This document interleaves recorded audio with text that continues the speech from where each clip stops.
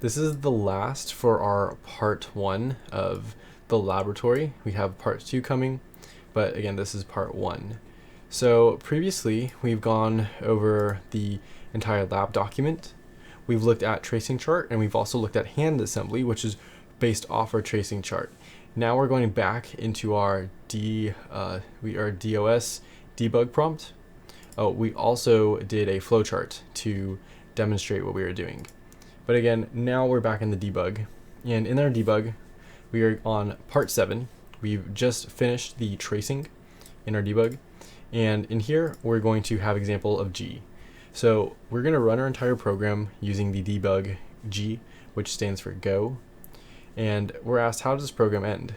We're also going to explore the use of the go command when using specific breakpoints. And then we have our command go G, our address, then our address here. So we're going to find some ways to run it. If we do RIP, we're going to get the current IP, which we know is the pointer, the instruction pointer. So IP is instruction pointer, and that points to the current address that we are in memory. And so that's 117 right now. We are currently at 117. We know how to reset this. If we wanted to, we would do the -R, or just R for the R command.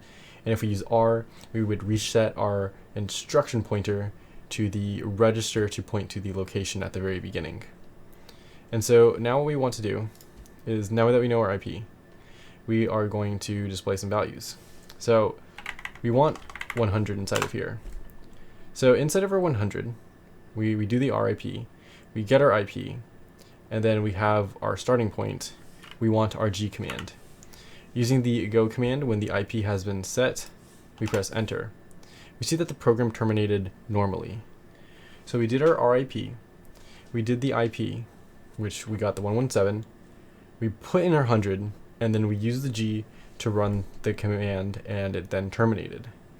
Next, we're just going to use the G.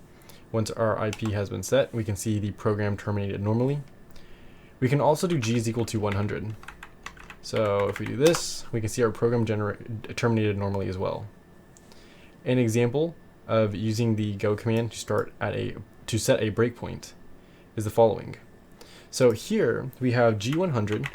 Just like the previous ones, we're going to be starting at 100, but we're going to be going up to 10E. So we're not going all the way. If we look at our tracing chart, that's only going to take us up to here.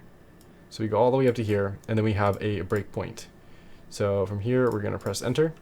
There seemed to be a problem with when I entered it, when I was touching some things or moving things around. So what I'm going to do is I'm going to close. We could also reset this, but I'm just going to close the debug prompt since we're getting an error here. It's not supposed to look like this. Reopen it, type in debug, do a question mark so we can see everything that we need to do. I'm going to copy our values in just like this. And then from here, we're just going to do what we've previously done. So this is, if we get an error, we can redo it. If we wanted to, we can unassemble to see what all of this looks like, but we don't need to do so. Instead, what we're going to do is we've already added in our values. We are going to use the, not tracing, but the -R first. So we reset to the very front. We have all of our values here. We see our first move. And we want to do our E200. Press enter here. We're going to enter our values. And so the values that I used, I don't exactly remember.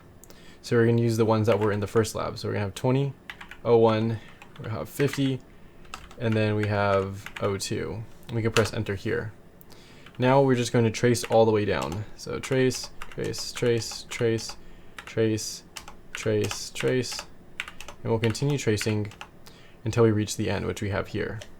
Now from here, we are going to explore our G command. We're going to do RIP, and then this will take us to our IP, the current pointer that we have here. We know that our IP stands for the instruction pointer. And so with this, we're going to enter 100 because we're going to start at 100. We have -G, and this is going to use the go command when our IP has been set. Program is terminated normally. G is equal to 100.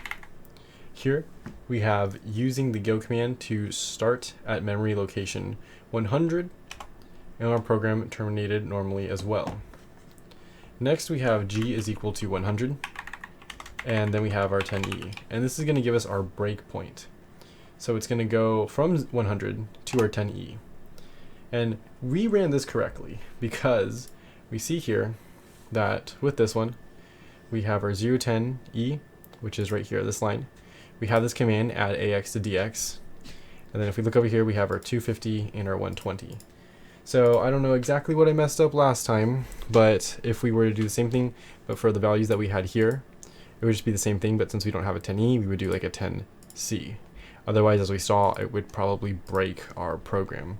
Now we just have some questions here, and these can be found in the lab report, which is linked below in the description. And that is all for the first part of this lab.